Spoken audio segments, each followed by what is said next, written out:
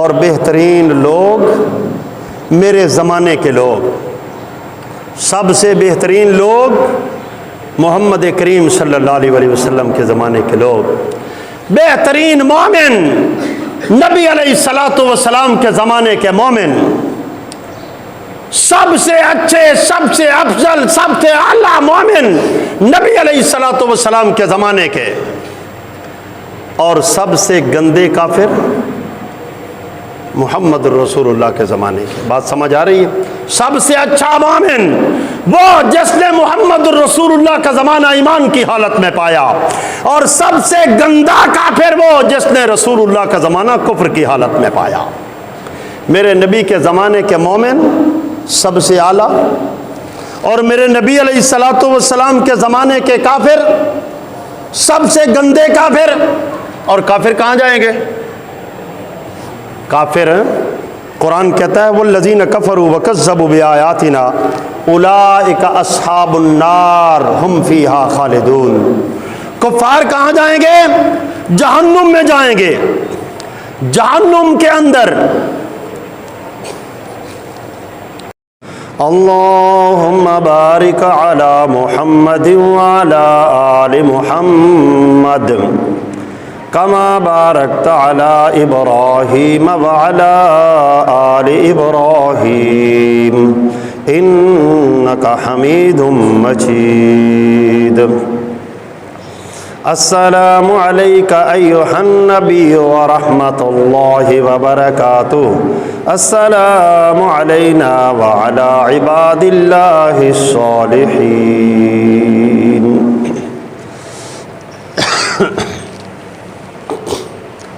معزز خواتین و حضرات، سامعین کرام، قرآن مجید فرقان حمید کا جو مقام تلاوت کرنے کا شرف حاصل کیا ہے، اس کے اندر اللہ وحدہ لا شریک نے ارشاد فرمایا فَإِنْ آمَنُوا بِمِثْلِ مَا آمَنْتُمْ بِهِ فَقَدِ اهْتَدَوْا۔ کائنات کے لوگوں، اگر ہدایت والا ایمان چاہتے ہو تو پھر وہی ایمان اختیار کرو جو میرے رسول علیہ الصلوۃ والسلام کے صحابہ نے اختیار کیا۔ اللہ تبارک و تعالی نے صحابہ کرام علیہم الرضوان کو ایمان کا معیار قرار دیا ہے، معیار ایمان قرار دیا ہے اللہ تبارک و تعالی نے صحابہ کرام کو۔ چونکہ رسول اللہ صلی اللہ علیہ وسلم نے ارشاد فرمایا بدأ الاسلام غریبا وسیعود کما بدأ غریبا فطوبى للغرباء۔ فرمایا میرا دین، دین اسلام جب آیا تو اجنبی تھا، اوپرا اوپرا دین تھا، لوگوں کے لیے نیا نیا، لوگ اس سے بھاگتے۔ دین اسلام، عقیدہ توحید کی بات لوگوں کے لیے ایک عجیب بات تھی، نئی بات تھی، نیا دین تھا۔ اجنبی، اجنبی کا مطلب ہوتا ہے مسافر بھی کہتے ہیں اس کو، لیکن اس کا صحیح معنی یہ ہے کہ جس کو کوئی جانتا نہ ہو، جس کے ساتھ کوئی مانوس نہ ہو۔ یعنی آپ نے فرمایا کہ جب میرا دین، دین اسلام آیا تو لوگ اس سے نامانوس تھے، یہ اوپرا لگتا تھا لوگوں کو، یہ اجنبی تھا لوگوں کے لیے۔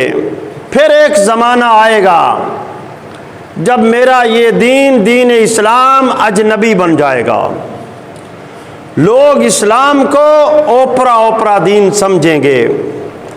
فرمایا فطوبى للغرباء، اس وقت ایک جماعت، ایک گروہ اور کچھ لوگ ہوں گے جو اس اجنبی دین کو اپنائے ہوئے ہوں گے، اجنبی دین کو اختیار کیے ہوئے ہوں گے۔ فرمایا فطوبى للغرباء، ایسے غرباء کے لیے، ایسے اجنبیوں کے لیے میں محمد علیہ الصلوۃ والسلام خوشخبری دیتا ہوں، خوشخبری کے لائق ہیں، مبارکباد کے حقدار ہیں وہ لوگ جو اس وقت دین اسلام کو مانیں گے، اللہ کے پیغمبر جناب محمد الرسول اللہ صلی اللہ علیہ وسلم نے فرمایا، میرے صحابیوں، تم نے مجھے دیکھا اور مجھ پر ایمان لائے، تمہیں مبارک ہو، تم مبارکباد کے مستحق ہو کہ تم نے مجھے دیکھا اور مجھ پہ ایمان لائے۔ اور فرمایا مبارک ہو ان لوگوں کو جنہوں نے مجھے نہیں دیکھا اور مجھ پر ایمان لائے۔ پھر فرمایا مبارک ہو ان لوگوں کو جنہوں نے مجھے نہیں دیکھا اور مجھ پر ایمان لائے۔ پھر فرمایا مبارکباد کے حقدار ہیں وہ لوگ جنہوں نے مجھے دیکھا نہیں اور ایمان لائے۔ صحابہ کرام علیہم الرضوان نے پوچھا اللہ کے رسول صلی اللہ علیہ وسلم، یہ 3 مرتبہ مبارکباد کے مستحق کون ہیں؟ ہم تو 1 مرتبہ مبارکباد کے حقدار ٹھہرے اور یہ 3 مرتبہ مبارکباد کے مستحق۔ ابو داود کے اندر حدیث ہے، نبی علیہ الصلاۃ والسلام نے فرمایا، اس کا ایک ٹکڑا بڑا معروف ہے، آپ نے فرمایا میرے صحابیوں، غربت کا دور آئے گا، اجنبیت کا دور آئے گا، اسلام کو ماننا، اسلام کو اختیار کرنا، عقیدہ توحید کو اپنانا اتنا مشکل ہو جائے گا جیسے ہتھیلی پہ آگ کو اٹھانا ہے۔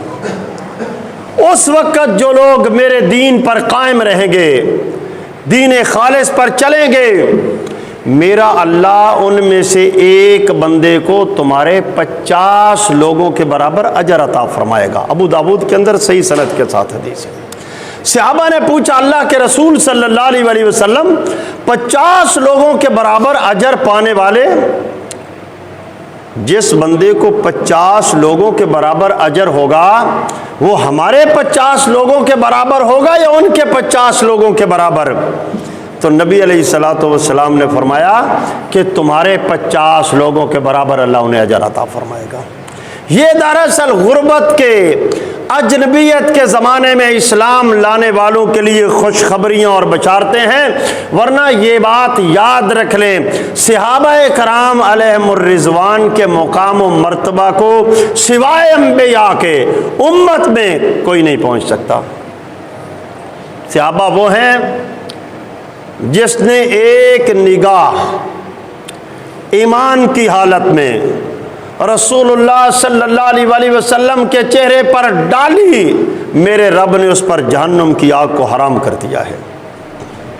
اور یہاں میں آپ کو صحابی کی تعریف بھی بتا دوں، کیونکہ آج کل ہم پرفتن دور میں ہیں، یہاں بہت سارے فتنے ہیں، ان میں ایک فتنہ صحابہ کرام کی تنقیص اور صحابہ کرام پر تنقید کا ہے۔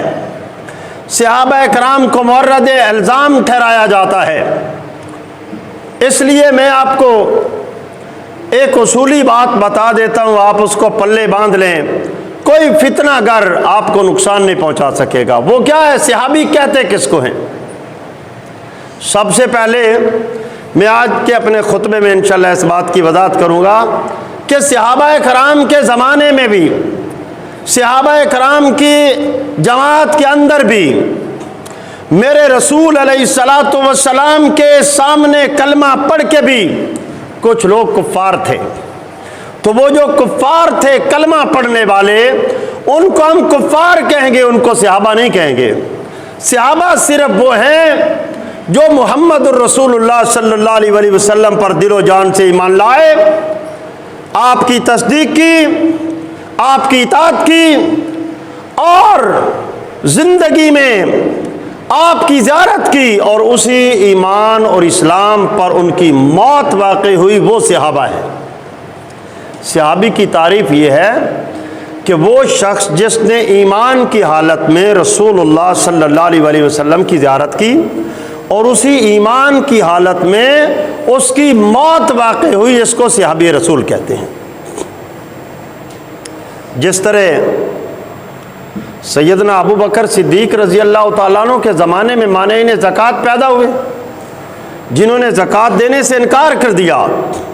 وہ میرے نبی کے زندگی میں کلمہ پڑھتے تھے، انہوں نے بیعت کی تھی، صحابہ کے اندر موجود رہتے تھے، صحابہ کی صفوں میں نمازیں پڑھتے تھے، لیکن میرے دوستو رسول اللہ صلی اللہ علیہ وسلم کی وفات کے بعد انہوں نے زکوٰۃ کا انکار کیا تو صحابہ کرام نے ان کے کلمے کا لحاظ نہیں کیا، صحابہ کرام نے انہیں مانے انہیں زکوٰۃ سمجھ کے بلکہ مرتد سمجھ کے صحابہ کرام نے ان کے خلاف جہاد کیا۔ ایسے لوگ جنہوں نے نبی علیہ الصلوۃ والسلام کی زندگی میں کلمہ پڑھا، وہ پھر کلمے سے پھر گئے، خواہ آپ کی زندگی میں یا آپ کی زندگی کے بعد، ان کا نام اسلام کی اصطلاح میں مرتدین ہے۔ اور جنہوں نے نبی علیہ الصلوۃ والسلام کی زندگی میں کلمہ پڑھا، صرف زبان سے، دل سے نہیں پڑھا، دل سے اسلام کو اور اللہ کے رسول کو نقصان پہنچانے کی کوشش کرتے رہے، ان کا نام منافقین ہے۔ اور جنہوں نے میرے نبی کی زندگی میں کلمہ پڑھا اور کلمے کے ساتھ اور کلمے والے کے ساتھ وفا کر دی اور اسی کلمے پر ان کی موت واقع ہوئی، اس کا نام صحابہ کرام ہے۔ صحابہ اس کو کہتے ہیں۔ اور صحابہ کرام معصوم عن الخطا نہیں ہیں، صحابہ کرام مغفور ہیں اللہ کی طرف سے۔ معصوم صرف اللہ کا نبی ہوتا ہے، نبی معصوم ہوتے ہیں، مگر صحابہ معصوم نہیں ہیں، صحابہ مغفور ہیں۔ صحابہ سے غلطیاں ہوئیں، خطائیں ہوئیں، مگر غلطیوں اور خطاؤں کے باوجود عرش والے رب نے ان کو معاف کر دیا۔ جب اللہ نے معاف کر دیا اور وہ مغفور ہیں، بخشے ہوئے ہیں، میرے بھائیوں اور دوستوں یہ بات قابل غور ہے۔ جس سے غلطی ہو جائے، گناہ ہو جائے، اللہ معاف کر دے، کوئی بندہ اس کی گرفت کر سکتا ہے؟ بندے کی کیا مجال ہے کہ اس کے کیڑے نکالے، اس پر تنقید کرے، اس کی تنقیص کرے؟ نانا میرے بھائیوں، صحابہ کرام علیہم الرضوان بخشے ہوئے ہیں۔ اللہ اکبر۔ صحابہ کرام علیہم الرضوان محمد الرسول اللہ صلی اللہ علیہ وسلم کی جماعت ہے، جنہوں نے سب سے پہلے محمد کریم صلی اللہ علیہ وسلم کی تصدیق کی۔ آپ صحابہ کرام نبوت کے سب سے پہلے گواہ ہیں۔ مکہ کی وادیوں میں محمد علیہ الصلوۃ والسلام اعلان نبوت کرتے ہیں۔ حضرات محترم، اگر صحابہ کو درمیان سے ہٹا دیا جائے، صحابہ کرام کو ناقابل اعتماد ٹھہرا دیا جائے، صحابہ کرام کو ناقابل اعتبار مان لیا جائے، تو یہ بات یاد رکھ لیں، اسلام کی کوئی چیز امت تک پہنچ نہیں سکتی۔ نہ قرآن پہنچتا ہے، نہ حدیث پہنچتی ہے، نہ محمد الرسول اللہ کی سیرت پہنچتی ہے، نہ آپ کی زندگی ہم تک پہنچتی ہے، بلکہ آپ کی ذات بھی ہم تک پہنچی ہے تو صحابہ کے ذریعے سے پہنچی۔ مثال کے طور پہ محمد کریم صلی اللہ علیہ وسلم مکہ کی وادیوں میں اعلان نبوت کرتے ہیں۔ دو قسم کے طبقے ہیں، ایک آپ کو پتھر مارنے والے، ظلم کرنے والے، آپ پر آپ کے ساتھ دشمنی اور عداوت کرنے والے، اور دوسرے ابو بکر عمر ہیں۔ دنیا کی تاریخ میں اور عرب کی تاریخ میں جہاں محمد الرسول اللہ صلی اللہ علیہ وسلم ہیں، محمد کے نام سے اور بھی بہت سارے لوگ ہیں۔ اب قرآن کہتا ہے محمد الرسول اللہ والذین معہ اشداء علی الکفار رحماء بینہم۔ محمد صلی اللہ علیہ وسلم اللہ کے رسول ہیں۔ قرآن یہ بیان کرتا ہے، اب کوئی شخص کہے کہ اس محمد سے مراد محمد بن مسلمہ ہے، کوئی کہے اس محمد سے مراد محمد بن ابی بکر ہیں، کوئی کہے کون سا محمد ہے، تو حضرات محترم اس کا فیصلہ کیسے کیا جا سکتا ہے؟ اس کا فیصلہ ایسے ہی کیا جائے گا کہ یہ محمد کون ہے۔ یہ محمد علیہ الصلوۃ والسلام وہ محمد ہے جو مکہ میں پیدا ہوئے، آمنہ کے گھر میں در یتیم پیدا ہوئے، مکہ کے اندر ایک عرصہ زندگی کا گزارا۔ محمد صلی اللہ علیہ وسلم عبداللہ کے در یتیم ہیں، عبد المطلب کے بھتیجے ہیں، ابو طالب کے بھتیجے ہیں، عبد المطلب کے پوتے ہیں، ہاشمی ہیں، قریشی ہیں، مکی ہیں، آپ نے مکہ سے ہجرت کی ہے، آپ مدینہ تشریف لے گئے ہیں، آپ کے فلاں فلاں چچا ہیں، آپ کی 4 بیٹیاں ہیں، آپ کے اتنے بیٹے ہیں، آپ کا یہ خاندان ہے۔ میرے بھائیوں، یہ محمد علیہ السلام کا پورا تعارف قرآن مجید کی کسی آیت میں موجود نہیں ہے۔ یہ محمد علیہ السلام کا پورا تعارف ہمیں ملے گا تو صحابہ کرام سے ملے گا۔ اگر آپ صحابہ کا انکار کر دیں، صحابہ کو ناقابل اعتماد ٹھہرا دیں، صحابہ کرام نبوت کے سب سے پہلے گواہ ہیں، نبوت کے سب سے پہلے گواہ ہیں، وہ ابو بکر عمر گواہ ہیں۔ میرے بھائیوں، ان کو ہٹا دیا جائے تو نبوت کا گواہ کوئی نہیں ملتا۔ تو یہ قرآن کے گواہ ہیں، یہ اسلام کے گواہ ہیں، یہ عقیدہ توحید کے گواہ ہیں، یہ محمد علیہ السلام کے گواہ ہیں۔ اسی لیے امت نے ان کو قابل اعتماد ٹھہرایا ہے۔ امت نے، پوری امت نے صحابہ کرام علیہم الرضوان پہ اعتماد کیا ہے۔ آئیے میں آپ کو ایک مثال دیتا ہوں، آپ غور فرمائیں، انشاءاللہ بات سمجھ آئے گی۔ صحابہ کرام علیہم الرضوان کو پوری امت نے قابل اعتماد ٹھہرایا ہے۔ صحابہ کرام نے محمد علیہ السلام کو دیکھا، بڑی باریک بینی سے دیکھا، بڑے پیار سے دیکھا، بڑی محبت سے دیکھا تو ایسے دیکھا اور اتنا دیکھا کہ یہ بھی بتا دیا کہ ہمارے نبی کے مبارک داڑھی میں 17 بال سفید تھے۔ بال گن کے ہمیں بتا دیا۔ صحابہ نے دیکھا تو ایسے دیکھا کہ ہمیں یہ بھی بتا دیا کہ ہمارے نبی علیہ السلام نے آنکھوں میں سرما ڈالا ہے۔ اچھا، ڈالا ہے تو کیسے ڈالا ہے؟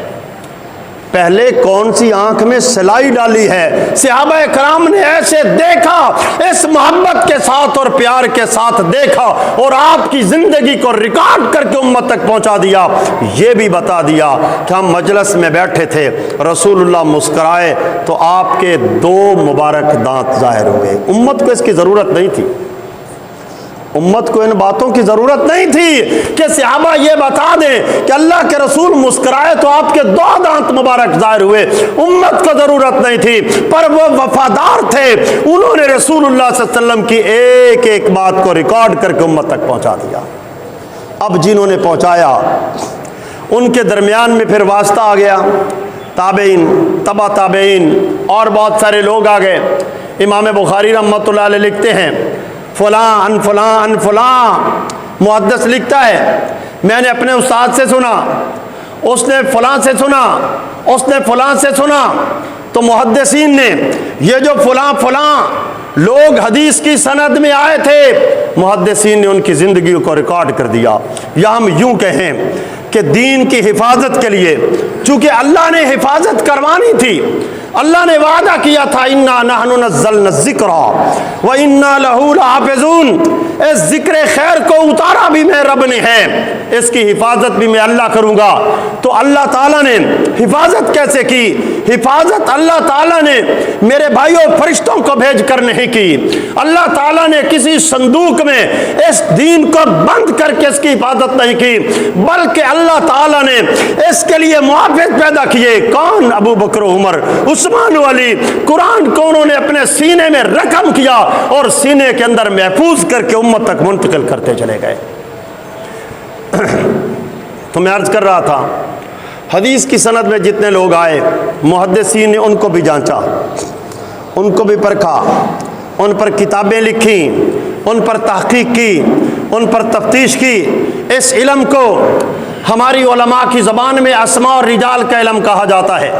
یہ اسماء اور رجال کا علم یہ امت مسلمہ کی خصوصیت ہے، مسلمانوں کا یہ خاصہ ہے۔ کائنات کے اندر کسی امت کے پاس اسماء اور رجال کا علم یا فن نہیں ہے، یہ مسلمانوں کی ایجاد ہے، یہ محدثین کی ایجاد ہے اور یہ مسلمانوں کا فن ہے کہ جو ہمارے نبی کی حدیث میں آیا ہے، جس نے یہ کہہ دیا ہے ان فلاں، میں نے فلاں بات رسول اللہ سے سنی، محدثین نے اس کی پوری زندگی کو محفوظ کر دیا، ریکارڈ کر دیا، تاکہ امت کو پتہ چلے کہ جو بندہ رسول اللہ کی بات آگے بیان کر رہا ہے یہ کچا ہے یا پکا ہے۔ محدثین نے اس پر بہت ساری کتابیں لکھی، راویوں پر جو حدیث کی سند میں آئے تھے، پکا ہے یا کچا ہے، صحیح ہے یا ضعیف ہے، سکہ ہے یا مرسل ہے، محدثین نے لکھا، ہر ایک پر لکھا، ہر ایک کو جانچتے گئے، ہر ایک پر تحقیق کرتے گئے، ہر ایک پر تبصرہ کرتے گئے۔ میرے بھائیوں، پھر ایک مقام آیا جہاں محدثین کی تحقیق رک گئی، تمام محدثین خاموش ہو گئے، یا یہ سمجھو کہ محدثین نے ہاتھ کھڑے کر دیے کہ اس کے آگے ہماری مجال اور جرأت نہیں ہے۔ ہم نے پوچھا، یہ اگلا بندہ جس پر تم خاموش ہو گئے ہو، جس پر تمہاری تحقیق رک گئی ہے، یہ بھی تو انسان ہے، گوشت پوست کا بنا ہوا ہے، نہ نبی ہے نہ رسول ہے، بس انسان ہے۔ تمام محدثین نے کہا بے شک انسان ہے، برادری والا ہے، خاندان والا ہے، ڈر بھی سکتا ہے، لالچ میں بھی آ سکتا ہے، مفاد میں بھی آ سکتا ہے، پیٹ بھی اس کا ہے، بیوی بچے بھی اس کے ہیں، پر یہ ہے رسول اللہ کا صحابی۔ اصحابۃ کلہم عدول، ہمارا یہ اعلان ہے کہ نبی کے تمام صحابہ عادل ہیں، اور نبی کا صحابی آ گیا ہے، اب ہماری تحقیق اس پر نہیں چلے گی، اتنی تحقیق کافی ہے کہ یہ نبی کا صحابی ہے، بس سب پر تحقیق ہوگی۔ امام بخاری پر بھی ہوگی، امام علی بن مدینی پر بھی ہوگی، جس کو امام بخاری امیر المومنین فی الحدیث کہتے ہیں، اس پر بھی ہوگی، امام مسلم پر بھی ہوگی، امام ابن ماجہ پر، تمام محدثین پر ہوگی، مگر یہ صحابی آ گیا ہے، اب صحابہ تک پہنچ گئے ہیں تو پوری امت، تمام محدثین، امام بخاری ہوں یا امام مسلم، امام ابو داود ہوں یا امام ترمذی، امام ابن ماجہ ہوں یا شیخ الاسلام امام احمد بن حنبل، امام ابو حنیفہ رحمۃ اللہ علیہ ہوں یا امام شافعی، تمام محدثین اور تمام ائمہ خاموش ہو گئے کہ اب صحابی پر تحقیق نہیں، صحابی کے لیے اتنا کافی ہے کہ وہ صحابی رسول ہے۔ تحقیق کیوں نہیں ہے؟ ہر ایک بندے پر تحقیق ہے، ہر ایک بندے پر ریسرچ ہے، ہر ایک بندے کے لیے دلائل موجود ہیں، اس کی زندگی کو لکھا جائے گا، اس کے لیے جانچ پڑتال کے اصول ہیں۔ صحابی کے لیے کیوں نہیں ہے؟ صحابی کے لیے اس لیے نہیں ہے کہ محدثین کو کیا ضرورت ہے یا محدثین کی کیا مجال ہے کہ اس پر تحقیق کریں، جس کی تحقیق اللہ کر چکا، جس کو سچا اور پکا، تم نے تو سچا اور پکا بندہ تلاش کرنا ہے اپنے دلائل جمع کر کے، اور اس کو سچا اور پکا اللہ کہہ چکا۔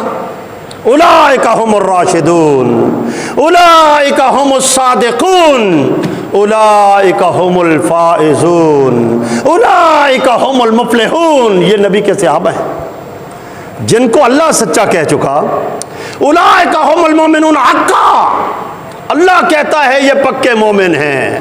بلکہ اتنا ہی نہیں فرمایا وَزَيَّنَهُ فِي قُلُوبِكُمْ وَكَرَّهَ إِلَيْكُمُ الْكُفْرَ وَالْفُسُوقَ وَالْعِصْيَانَ أُولَئِكَ هُمُ الرَّاشِدُونَ۔ کائنات کے لوگوں سنو، أُولَئِكَ كَتَبَ فِي قُلُوبِهِمُ الْإِيمَانَ، میں اللہ کہتا ہوں صحابہ کی وہ جماعت ہے جن کے دلوں میں میں رب نے ایمان کو نقش کر دیا ہے۔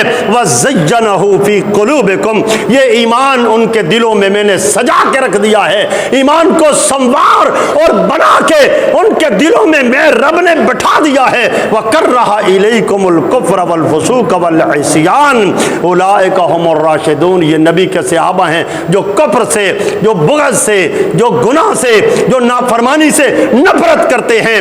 حضرات محترم، صحابہ کا آپ اندازہ لگائیں، صحابہ کی اہمیت کو آپ دیکھیں کہ صحابہ کے بارے اللہ کیا کہتا ہے، وَزَيَّنَهُ فِي قُلُوبِكُمْ۔ ہر کوئی ایمان کی طرف جاتا ہے، آپ چل کے آئے ہیں، آپ نے ایمان کو مانا ہے، آپ نے ایمان کو قبول کیا ہے، آپ نے کلمہ پڑھا ہے، آپ نے ایمان کو حاصل کیا ہے، لیکن صحابہ کے بارے قرآن کیا کہتا ہے، أُولَئِكَ كَتَبَ فِي قُلُوبِهِمُ الْإِيمَانَ۔ یہ تو وہ جماعت ہے جس کے دلوں میں ایمان کو نقش میں نے کیا ہے۔ وَزَيَّنَهُ فِي قُلُوبِكُمْ وَكَرَّهَ إِلَيْكُمُ الْكُفْرَ وَالْفُسُوقَ وَالْعِصْيَانَ۔ حضرات، جن کے دلوں میں ایمان کو اللہ کے میں نے نقش کر دیا، جن کے دلوں میں اللہ کے میں نے ایمان کو مزین کر دیا، ایمان کو سجا دجا کے میں نے ان کے دلوں میں رکھ دیا ہے، اور جس کے بارے محمد الرسول اللہ صلی اللہ علیہ وسلم کہیں، میرے صحابہ اصحابی اصحابی کالنجوم، میرے صحابہ سب ستاروں کی مانند ہیں، اور جس کے بارے محمد الرسول اللہ صلی اللہ علیہ وسلم یہ کہیں کہ میں نے شب معراج جنتوں کی سیر کی تو مجھے ایک محل دکھایا گیا، وہ محل میں نے پوچھا کس کا ہے، مجھے بتایا گیا یہ محل تو عمر فاروق اعظم کا محل ہے۔ جس کے بارے محمد الرسول اللہ کہیں کہ یہ بلال وہ ہے جو چلتا تو مدینے کی گلیوں میں ہے مگر اس کے قدموں کی چاپ رب کی جنتوں میں سنائی دیتی ہے۔ حضرات محترم، اس جماعت کے بارے جو اعتراض کرتا ہے، جو تنقید کرتا ہے، جو ان کو ناقابل اعتماد اور ناقابل اعتبار قرار دیتا ہے، ذرا بات کو غور سے سمجھ لینا، کیا وہ اللہ پر ایمان رکھتا ہے؟ اللہ کے رسول پر ایمان رکھتا ہے؟ بات صحابہ کی نہیں ہے، بات اس ذات اور اس ہستی کی ہے جو صحابہ کی تصدیق کر رہا ہے۔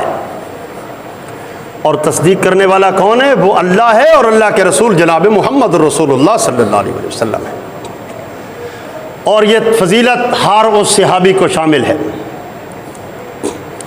جو میرے رسول کا صحابی ہے، اس کی انفرادی فضیلت ثابت ہو یا نہ ہو، کسی کا صحابی ثابت ہو جانا یہ اس کے جنتی ہونے کے لیے کافی ہے۔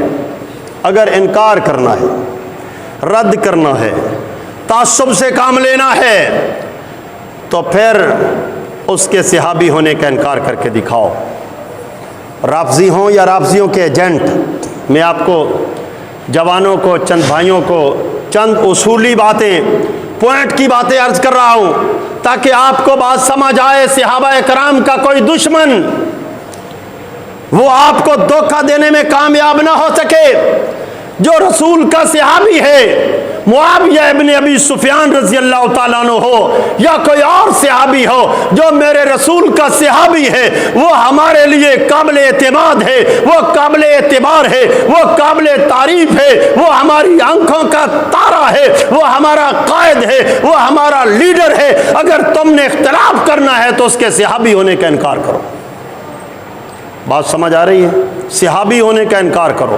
اگر تم نے صحابی مان لیا ہے اور صحابی مان کر تم اعتراض کرتے ہو، صحابی مان کر اعتراض کرتے ہو، تو حضرات محترم محمد الرسول اللہ صلی اللہ علیہ وسلم نے تو خالد بن ولید، جسے میرے نبی نے سیف اللہ قرار دیا تھا، جب اس نے عبد الرحمن بن عوف رضی اللہ تعالیٰ عنہ کے ساتھ تکرار کیا تھا تو میرے رسول نے خالد کو کہہ دیا تھا، خالد سن لے، جو میرے صحابہ ہیں، اس میں خالد بھی موجود ہے، خالد بھی شامل ہے صحابہ میں، فرمایا جو میرے صحابہ ہیں ان کو برا نہ کہو، اگر تم اود پہاڑ کے برابر سونا صدقہ کر دو اور میرا صحابی ایک مٹھی بھر جو اللہ کے راستے میں صدقہ کرے تم میرے صحابی کا مقام و مرتبہ کو نہیں پہنچ سکتے۔ اور میرے رحمت والے رسول علیہ الصلوۃ والسلام، جس نے رئیس المنافقین عبداللہ ابن ابی کا جنازہ پڑھ دیا تھا، ایک جنازہ پڑھنے سے میرے رسول رک گئے تھے، جامع ترمذی کے اندر حدیث ہے، رک گئے رسول اللہ صلی اللہ علیہ وسلم۔ صحابہ نے کہا اللہ کے رسول آپ جنازہ کیوں نہیں پڑھتے اس کا؟ آپ نے فرمایا یہ میرے عثمان کے ساتھ بغض رکھتا تھا، میں محمد اس کا جنازہ نہیں پڑھوں گا۔ اللہ اکبر! آپ کیا سمجھتے ہیں بغض صحابہ معمولی چیز ہے؟ محمد الرسول اللہ صلی اللہ علیہ وسلم نے فرمایا میرے صحابہ کے ساتھ کوئی دوستی کرتا ہے تو میری وجہ سے کرتا ہے، اور میرے صحابہ کے ساتھ کوئی عداوت اور دشمنی کرتا ہے تو میں محمد کی وجہ سے کرتا ہے صلی اللہ علیہ وسلم۔ صحابہ کی دوستی دراصل محمد رسول اللہ کی دوستی ہے، اس لیے کہ صحابہ رسول اللہ کے وفادار ہیں، صحابہ رسول اللہ کے جانثار ہیں، صحابہ نے قربانیاں دی ہیں اور قربانیوں کی وہ تاریخ رقم کی ہے، قربانیوں کی وہ مثال قائم کی ہے کہ میرے بھائیوں کائنات کی تاریخ صحابہ کرام کی قربانیوں کی دوسری مثال پیش نہیں کر سکتی۔ اللہ اکبر! بڑی ایک سبق کی بات یاد آ گئی ہے، ایمان تازہ ہو جائے گا، جاگ کے بیٹھے توجہ فرمائیں، سنیں۔ کویت سے ایک رسالہ شائع ہوتا ہے، وہ عرب مجاہدین کے واقعات لکھا کرتے تھے۔ عرب مجاہدین جب تورا بورا کی، جب امریکہ نے وہاں حملہ کیا ہوا تھا، تورا بورا کی غاروں میں پھنسے ہوئے ہیں، وہ بیان کرتے ہیں کہ اوپر سے امریکہ ڈیزی کٹر بموں کی بارش کر رہا ہے، ہم غار میں پھنس گئے، آگے غار کا منہ بند ہے، کئی دنوں سے بھوکے اور پیاسے ہیں، کچھ ہم میں بیمار بھی ہیں۔ ایک ان میں بڑے عالم تھے، وہ کہتے ہیں میرے دل میں خیال آیا کہ اللہ تعالیٰ نے ہمیں زیادہ آزمایا یا صحابہ کو؟ انسان ایک خیال آ جاتا ہے۔ میرے دل میں خیال آیا کہ قربانیاں تو صحابہ نے بھی بڑی دی ہیں، پر ہم نے عرب چھوڑا ہے، مال و دولت چھوڑا ہے، جاگیریں چھوڑی ہیں، آرائشیں آسائشیں چھوڑی ہیں، یہاں تورا بورا کی غاروں میں اوپر سے ڈیڈزی کٹر بم گر رہے ہیں، آگے سے غار کا منہ بند ہو گیا ہے۔ دل میں خیال آیا کہ شاید قربانیاں ہم نے بھی بڑی دی ہیں، صحابہ نے بھی دی تھی لیکن ہم نے بھی بڑی دی۔ کہتے ہیں رات ہوئی، ہم سوئے، نیند میں مجھے خواب آیا، خواب میں کیا دیکھتا ہوں کہ محمد الرسول اللہ صلی اللہ علیہ وسلم ایک گاڑی پر سوار ہے اور گاڑی پہاڑ پر چڑھ رہی ہے، پہاڑ کی چوٹی کے قریب جا کر گاڑی کی بریک کا سسٹم فیل ہو جاتا ہے اور گاڑی پیچھے چلنا شروع ہو جاتی ہے، اور قریب تھا کہ گاڑی الٹ جائے اور گر جائے، تو آواز آتی ہے کہ لوگوں گاڑی کو روکو۔ ہم عرب مجاہدین دوڑے اور پتھر اٹھائے۔ جب ہم پتھر اٹھا کے گاڑی کے قریب پہنچے تو ہم نے دیکھا کہ صحابہ کرام گاڑی کے ٹائروں کے نیچے اپنے سر دے چکے ہیں۔ اللہ اکبر۔ ہمیں سمجھا دیا گیا مجاہدو، جہاں تم پتھر رکھتے ہو رسول اللہ کے صحابہ وہاں سر دیتے تھے۔ کائنات کی کوئی تاریخ صحابہ کرام کی قربانیوں کی مثال کو دوہرا نہیں سکتی۔ غزوہ احد کے اندر سیرت اور تاریخ کی تمام کتابوں نے اس واقعے کو لکھا ہے۔ جب رسول اللہ صلی اللہ علیہ وسلم پر حملہ ہوا اور صحابہ کرام کے درمیان جب ایک وقت کے لیے بھگدڑ مچتی ہے اور سامنا شکست کا ہوتا ہے، اللہ کے پیغمبر علیہ الصلوۃ والسلام پر کفار کے تیروں نیزوں کی بارشیں شروع ہو جاتی ہیں۔ میرے بھائیوں، 10 انصار صحابہ، 10 انصاری صحابہ، جن میں سے کسی کے ہاتھ میں نہ تلوار ہے، نہ نیزہ ہے، نہ ڈھال ہے، نہ زرہ پہنی ہوئی ہے، اللہ کے رسول کی طرف آنے والے تیر کو ایک صحابی روکتا ہے۔ اللہ اکبر۔ سیرت کی تمام کتابوں نے لکھا ہے کیسے روکتا ہے، اپنا سینہ آگے کرتا ہے، آنے والے تیر کو اپنے سینے پر روک کے یہ جوان گرتا ہے، دوسرا جوان رسول اللہ پر ڈال کا کام کرتے ہوئے اپنا سینہ سامنے کر دیتا ہے۔ 10 جوانوں نے رسول اللہ صلی اللہ علیہ وسلم پر اس طرح اپنی جان کو قربان کر دیا۔ یہ صحابہ ہے۔ صحابہ نہ مفاد پرست تھے، نہ صحابہ مال والے تھے، نہ لالچی تھے، نہ انہیں کرسیوں کی ضرورت تھی، نہ وہ اقتدار والے تھے۔ وہ تو پیٹ پہ پتھر باندھ کے خندق کھودتے ہوئے بھی یہ کہتے تھے نحن الذین بایعوا محمدا علی الجہاد ما بقینا ابدا۔ او کائنات کے لوگوں، او وقت کی سپر پاور کیسر و کسرا، آج ہم گر گئے ہیں، باہر نکل کر مقابلہ کرنے کی طاقت نہیں ہے، پر یہ نہ سمجھ لینا کہ محمد علیہ السلام کے دوست اور آپ کے صحابہ آپ کو تنہا چھوڑ کے، اکیلے چھوڑ کے چلے جائیں گے۔ نانا دنیا والوں سن لو، گر گئے ہیں، مصیبت میں آ گئے ہیں، تمہاری تلواریں ہیں، ہمارے سینے ہیں۔ نحن الذین بایعوا محمد علی الجہاد ما بقینا ابدا۔ کیا ہوا؟ بھوکے ہیں، پیٹ پر پتھر باندھے ہیں، پر ہم نے عہد کر لیا ہے جب تک زندہ رہیں گے محمد علیہ السلام کا ساتھ دیتے رہیں گے، عہد نبھاتے رہیں گے، وفا کرتے رہیں گے۔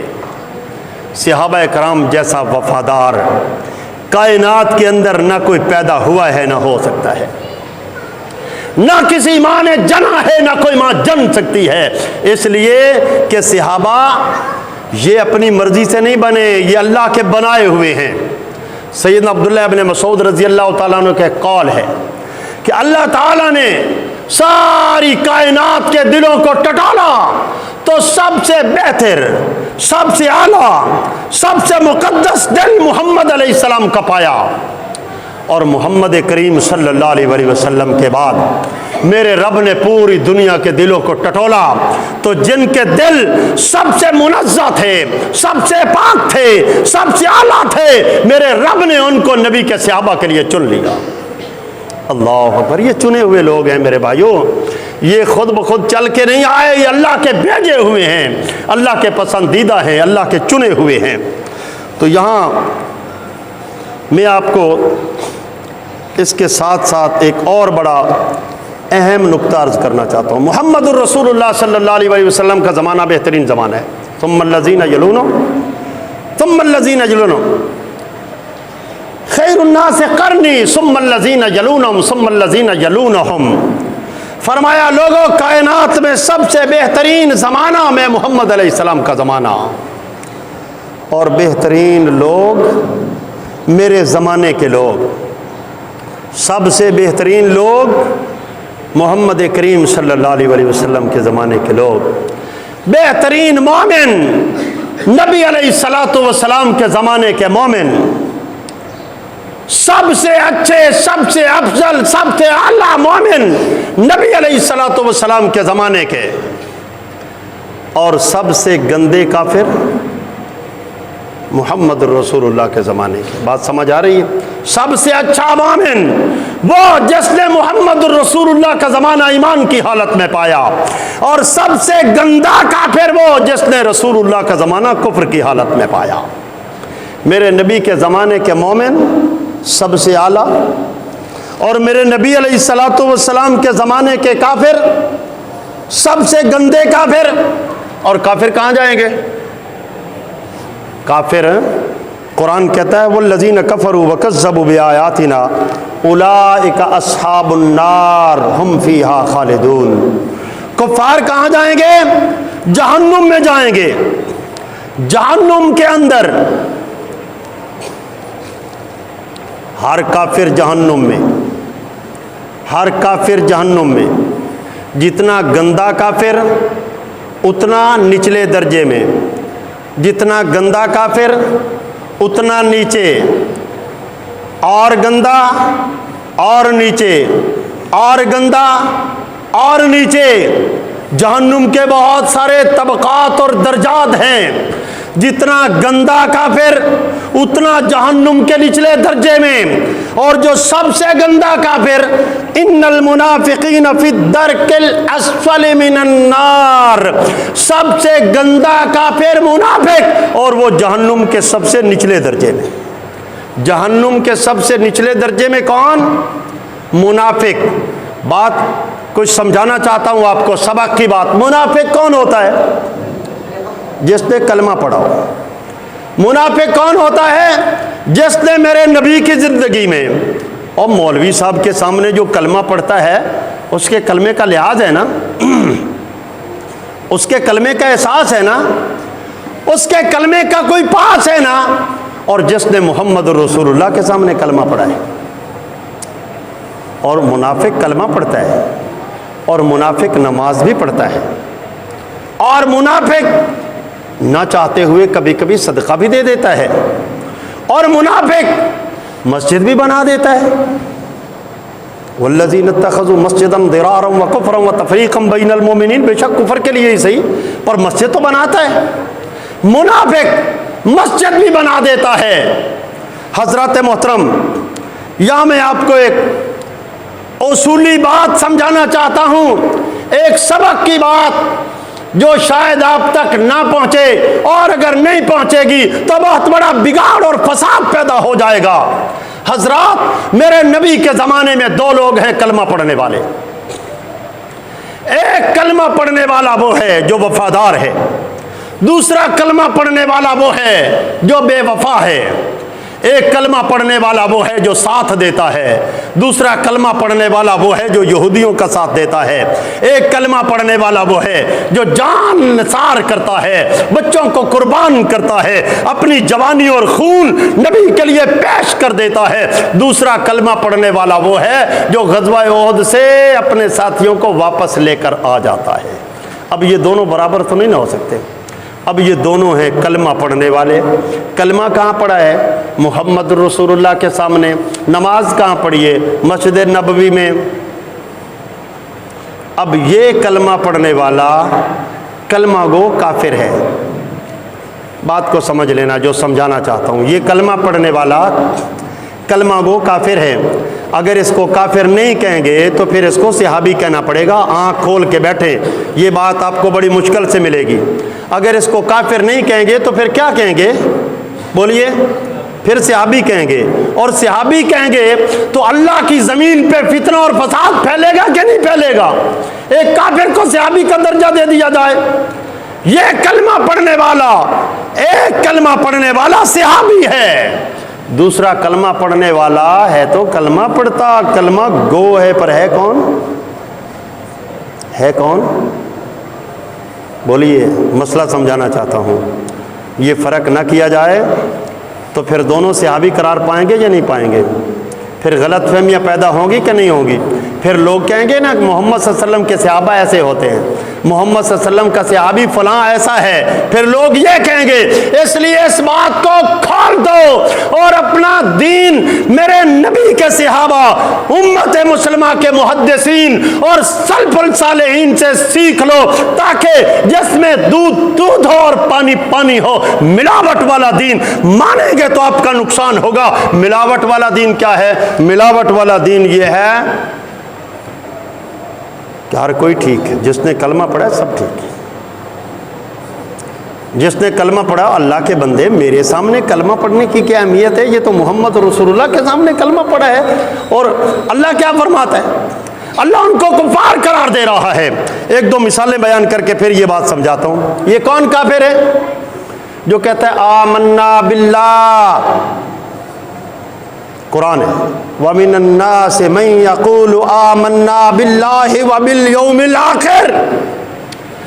اے میرے نبی, آپ کے پاس لوگ آتے ہیں اور کہتے ہیں آمنا باللہ وبالیوم الآخر, اور میں اللہ عالم الغیب ہوں. میرے نبی میں آپ کو بتا رہا ہوں وما ہم بمؤمنین, کہتے ہیں ہم مومن.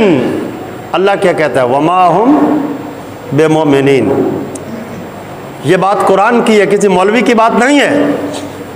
آمنا, ہم مومن, ہم مومنین, مومنین کرام.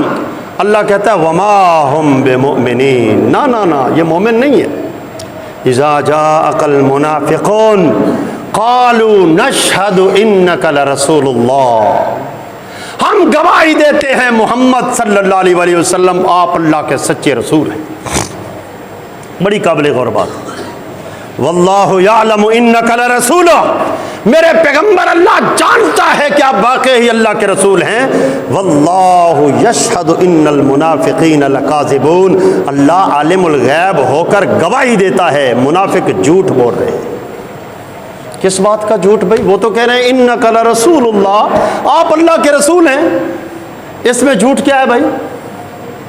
وہ تو قسمیں کھا کھا کے کہہ رہے ہیں انک لرسول اللہ, آپ اللہ کے رسول ہیں.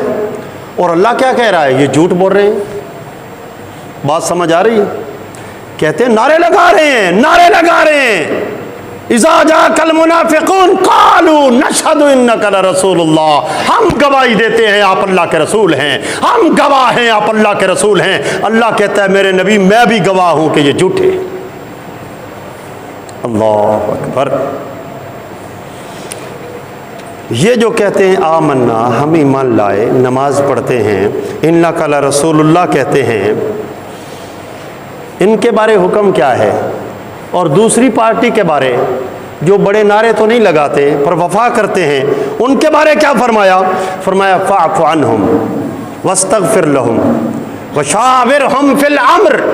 میرے پیارے نبی, یہ آپ کے صحابہ ہیں, آپ کی جماعت ہے, ان سے غلطیاں بھی ہوتی ہیں, خطائیں بھی ہوتی ہیں, فاعف عنہم, انہیں معاف کر دیا کر. میرے رسول رحمت والے پیغمبر, انہیں معاف کر دیا کر. اللہ اکبر. اور پتہ کتنی بڑی بڑی غلطیاں میرے رب نے اور میرے رسول نے معاف کر دی. نبی علیہ الصلوۃ والسلام کے ایک صحابی ہیں حاطب بن ابی بلتع. انہوں نے نبی علیہ الصلوۃ والسلام کی جاسوسی کا خط لکھ دیا کفار مکہ کو۔ بات سمجھ آ رہی ہے؟ محمد الرسول اللہ صلی اللہ علیہ وسلم مکہ پر چڑھائی کا ارادہ کر رہے ہیں، اس کو پتہ چلا، اس نے جاسوسی کے لیے خط لکھ دیا کفار مکہ کو۔ اللہ اکبر۔ ایک عورت کو دیا، اس نے اپنے بالوں میں اس کو باندھ لیا، نکل گئی یہاں سے۔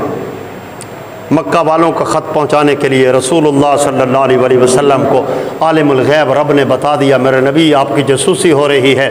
رسول اللہ صلی اللہ علیہ وسلم نے سیدنا علی اور ایک اور جوان، 2 جوانوں کو بھیجا، فرمایا تمہیں ایک عورت اونٹ پہ سوار ملے گی روضہ خاف کے مقام پر، اس کو گرفتار کر لو، اس کے پاس ہماری جاسوسی کا خط ہے۔ سیدنا علی رضی اللہ تعالیٰ عنہ اور دوسرے آپ کے ساتھی کا مجھے ابھی نام یاد نہیں آ رہا، پہنچ گئے وہاں، گرفتار کر لیا۔ عورت کو کہا خط نکالو، اس نے کہا میرے پاس کوئی خط نہیں ہے۔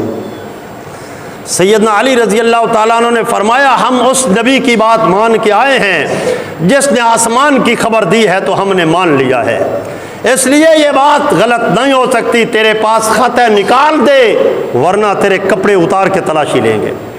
جب اس نے دیکھا جان نہیں چھوٹے گی، خط نکال کے دے دیا۔ صحابہ اس کو واپس لے کر آ گئے، دیکھا خط پر مہر لگی ہوئی ہے حاتب بن ابی بلتہ کی۔ عمر فاروق اعظم کہتے ہیں، حدیث بخاری و مسلم دونوں کے اندر ہے، عمر فاروق اعظم کہتے ہیں اللہ کے رسول اجازت دو اس منافق کی گردن اڑا دوں۔ میرے نبی نے فرمایا عمر رک جا، رک جا عمر، یہ بدری ہے اور میرے رب نے اعلان کیا ہے اعلموا ان شئتم قد غفرت لکم، اور بدری غازیوں جو مرضی کرتے پھرو میں رب نے تمہیں بخش دیا ہے، یہ بخشا ہوا ہے۔ عمر کہا اللہ کے رسول سب سے بڑا جرم کیا ہے، پوری فات کو خطرے میں ڈالا ہے، نبوت کو خطرے میں ڈالا ہے، اللہ کے رسول اس کو کیسے معاف کیا جا سکتا ہے؟ فرمایا عمر جس کو اللہ معاف کر دے اس کی گرفت کرنے والا تو کون ہوتا ہے؟ اس سے بڑا بھی کوئی جرم ہو سکتا ہے؟ مگر اللہ معاف کر دے تو آپ پکڑیں گے؟ یہ اللہ کی جماعت ہے۔ اولئک حزب اللہ الا ان حزب اللہ هم الغالبون، یہ رب کی جماعت ہے اور میرے رب نے اس کو غالب رکھا ہے۔ تو حضرات محترم میں عرض یہ کر رہا تھا، اللہ نے فرمایا فاعف عنہم واستغفر لہم وشاورہم فی الامر، میرے پیغمبر یہ تیرے صحابہ ان سے غلطیاں ہو جاتی ہیں، غلطی ہو جائے میں اللہ معافی دے رہا ہوں، آپ بھی معاف کر دیا کرو۔ محمد الرسول اللہ والذین معہ اشداء علی الکفار، یہ میرے محمد اللہ کے رسول ہیں اور یہ ان کے ساتھ والے۔ ذرا بات پہ غور کرنا، ساتھی، ساتھی کون ہوتا ہے؟ شاگرد نہیں فرمایا، شاگرد نہیں فرمایا، یہاں صحابہ نے بھی نہیں فرمایا، کیا فرمایا؟ محمد الرسول اللہ والذین معہ، آپ کے ساتھی ہیں، میرے نبی آپ کے ساتھی ہیں۔ وشاورہم فی الامر، اور میرے پیغمبر میں عرش والا رب حکم دے رہا ہوں کوئی بھی معاملہ ہو اپنے صحابہ سے مشورہ کرنا ہے۔ اس سے بڑی صحابہ کی اہمیت کیا ہو سکتی ہے؟ اتنا بڑا اہم انسان آپ کو کہہ دیا جائے، کوئی وزیر اعظم آپ کو پیغام بھیجے کہ آپ کی بستی میں جو فلاں بندہ ہے نا اس سے مشورہ کر لینا، پھر کیا اہمیت ہوگی آپ کے دل میں اس بندے کے بارے؟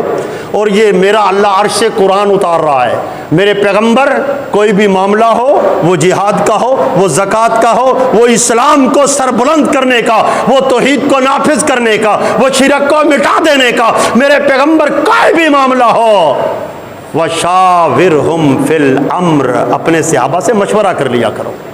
اتنی بڑی اہمیت والی جماعت ہے۔ بہرحال ان کے لیے تو فرمایا معاف کر دیا کرو۔ اور ایک اور جماعت ہے، اس کے لیے کیا فرمایا؟